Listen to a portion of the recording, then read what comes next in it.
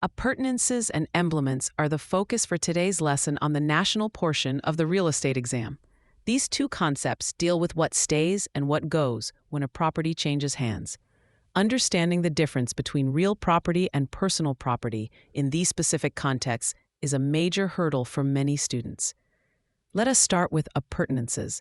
Think of an appurtenance as a right, privilege, or improvement that is permanently attached to the land. The key phrase you must remember for the exam is that appurtenances run with the land. This means they are not personal property held by an individual, but rather they belong to the real estate itself. When a property is sold, the appurtenances automatically transfer to the new owner without needing to be specifically listed in the deed. Common examples you will see on the test include easements, water rights, and even specific parking spaces in a condominium complex. The examiners love to ask questions about an easement appurtenant to see if you understand that the right-of-way stays with the dominant tenement even if the owner changes. If you see a question asking whether a right-of-way transfers when a property is sold, the answer is almost always yes, because it is an appurtenant right. Now let us pivot to emblements, which are also known by the Latin term fructus industrialis. While appurtenances are generally real property that stays with the land, emblements are considered personal property. This is a crucial distinction that trips up many test takers.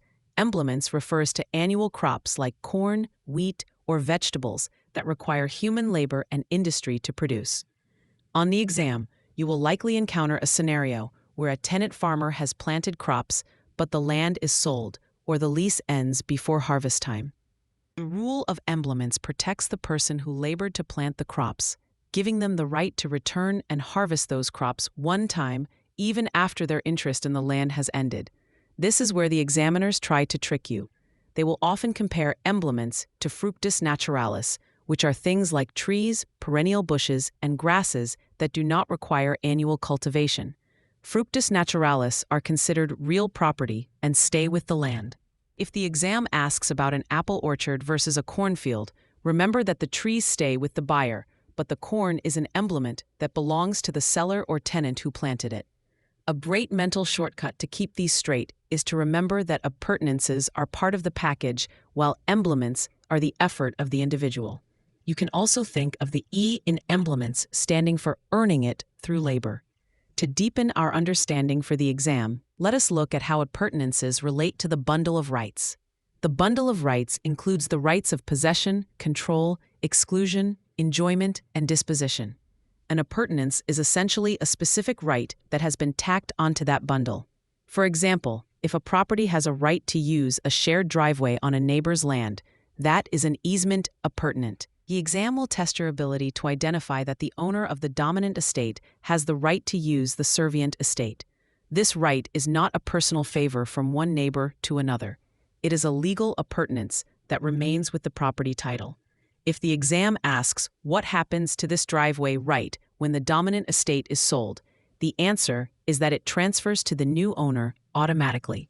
This is a very common scenario on the national portion. On the other hand, the exam might try to confuse you by describing a crop that is ready for harvest. If a farmer sells their land, they usually have the right to harvest the crops they planted if they are annuals.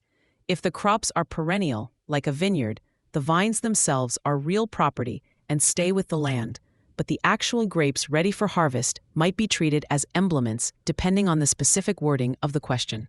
Always look for the distinction between the plant and the product. A fruit tree is real property, but the fruit produced by labor can be an emblement. Another trick involves the classification of things like fences or sheds. These are fixtures, which are a type of physical appurtenance. Once a fence is installed, it becomes part of the real property through the process of annexation. This is different from emblements because the fence is meant to be permanent, whereas crops are meant to be harvested and removed. If you see a question about a tenant installing a ceiling fan, that is a fixture question. But if they ask about a tenant planting corn, that is an emblements question. Both involve items brought to the land by a person, but the intent and the nature of the item dictate the classification. Emblements are always personal property because of the annual nature of the labor. Appurtenances are real property rights or improvements that stay with the land. By focusing on these definitions, you can avoid the common pitfalls where students confuse personal property with real property rights. Remember that appurtenances are about the land long-term utility, while emblements are about the individual right to the fruits of their labor.